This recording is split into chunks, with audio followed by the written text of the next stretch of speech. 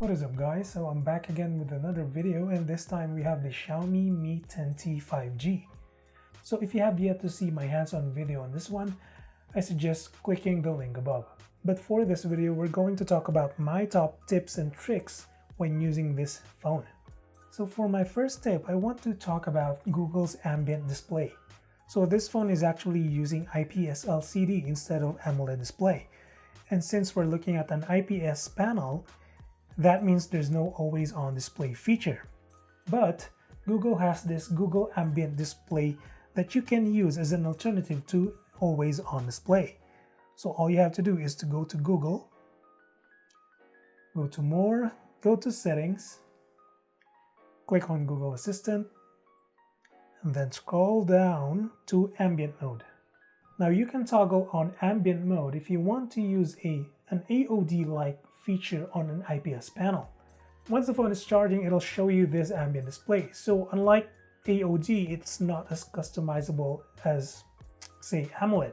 But at least you have your timer here, and you have here your notification. Also have your charging. It says that it's charging as well as the battery percentage. So you may not be able to customize your ambient display, but the good thing here is that since it's using IPS LCD, your display is not prone to burn in, so you can leave this charging overnight and not worry about having burn in. Additionally, the very customization feature that you can use here is photo frame on ambient display. So basically you can select a group of photos that will show when the phone is charging. So the next thing I want to talk about is changing this notification center. So MIUI 12 actually has a new control center that kind of looks like iOS. So all you have to do is go to Settings, type in Control Center, tap on Use New Control Center, and then you have this toggle there. Just toggle this one on. When you swipe from the top left corner, you'll see your regular notification tray. But when you swipe from the top right corner, and there you go, that's your new control center. It's very akin to iOS Notif Center. It depends on you if you like this one or you like the Android alternative. I don't know, let me know in the comment section if you prefer this new control center or if you want the older control center, which kind of looks like this one. So from the home screen, you can also access the new control center by swiping from the right side of the panel, there you go, as well as swiping from the left panel. There you go.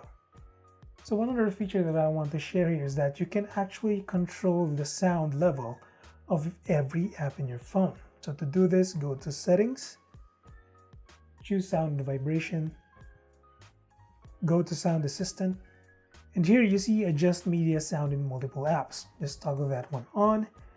So let's go play a video in the foreground. So there you go.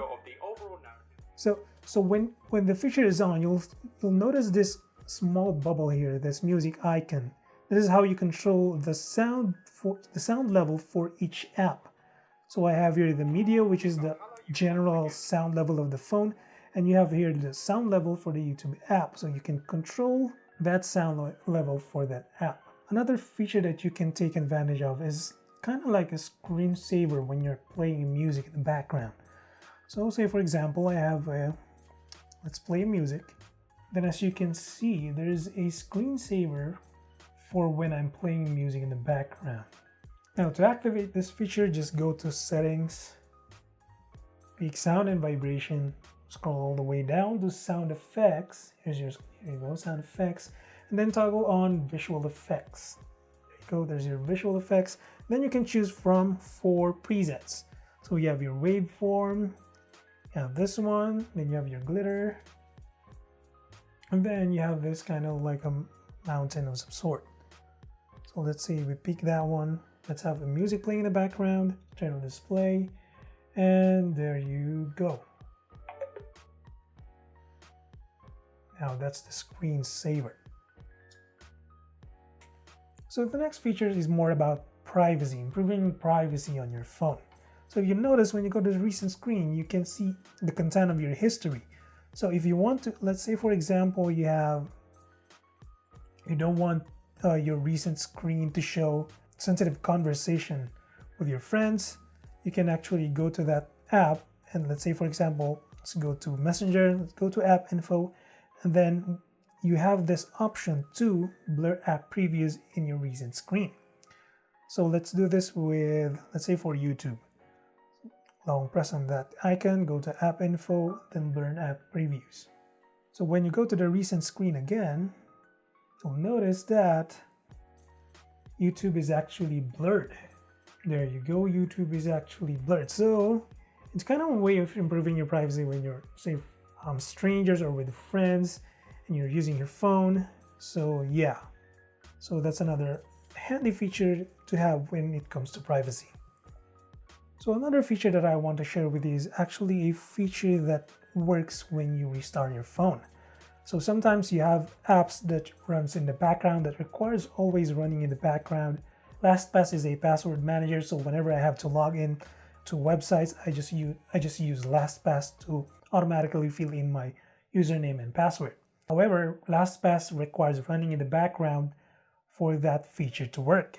So sometimes I need to restart my phone because sometimes it would feel like it's sluggish, or maybe I drain the battery and I need to restart my phone.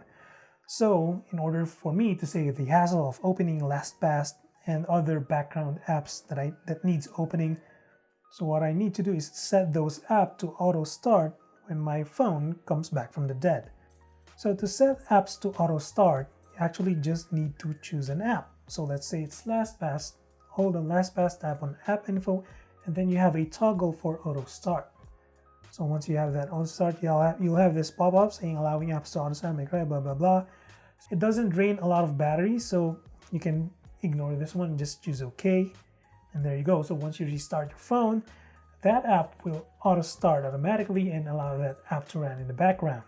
Another feature when it comes to privacy is locking your apps. You actually don't have to download a third-party app to lock a specific app. Let's say, for example, you have your typical lock screen here, so it needs your fingerprint scanner or your face to unlock your phone, but you want to improve your privacy by locking an app. Let's say, for example, Messenger or maybe Instagram. You can still lock those apps through the built-in app lock feature. So what you need to do is go to settings, type in app lock, and then tap on app lock. So you need to set up a new password for this one. So for me, my password is, and there you go, we're unlocked. So once you're in, you can actually choose the apps that you want to lock. Let's say, for example, YouTube, podcast, my Google Podcast. So I can choose to use my fingerprint, my face data as a way to unlock those locked apps. So once that's set, let's turn off the screen, log in, go to YouTube. Then it'll ask for a new password, which is the password that we set was the fingerprint. And there you go. So the last tip that I'm going to share with you is Video Toolbox. So we're using an IPS LCD panel here. So even if it's a great IPS LCD from Xiaomi, compared to AMOLED, LCD is just less contrasting and less colorful. So in a way, there's a built-in feature wherein you can increase the contrast ratio of the videos that you watch from this phone. So let's go to settings. We type in Video Toolbox, choose Video Toolbox, and then this one is actually toggled off. So just toggle it on, and then bring up the shortcut for the Video Toolbox. You can set it to appear either on the left side or the right side of the screen. And then you can actually pick video apps where you want this feature to work on. And then let's play a video. Let's choose this one. So you'll notice that there's a small bar on the left side. All you need to do is to swipe on it, and then you'll see this is the whole Video Toolbox feature. So you can record a screen, take a screenshot, cast this to another TV. But the feature that I want to talk about here is the style. You can actually change the colors of the video. You can go for the original, or you can go for outdoor. I think outdoor gives you more brightness than retro. For a little bit of a vintage look, you have black and white, and then cinema. So the feature here that increases contrast ratio is actually cinema. You'll just notice that colors pop more, and then the blacks are deeper. So it's up to you whether you want an original, outdoor, cinema, whichever you prefer. Additionally, you can also adjust the sound quality. You can increase clarity or the volume. There's also another feature that improves the color quality of the video. So when you swipe here, you'll see picture, and then you have there enhanced contours. So when you toggle that on, it actually works like the style, the cinema style here that we used earlier. But I noticed that the picture quality is less customized. So it's still poppy, but I can see that the details are more retained and the black levels aren't very deep, but they are better than they were before. So that's it for my Xiaomi Mi 10T top tips and tricks. I'm already using this phone for quite a while now, and I'll be sharing my review with you very soon. So for now, that's been it. Until the next one, stay safe.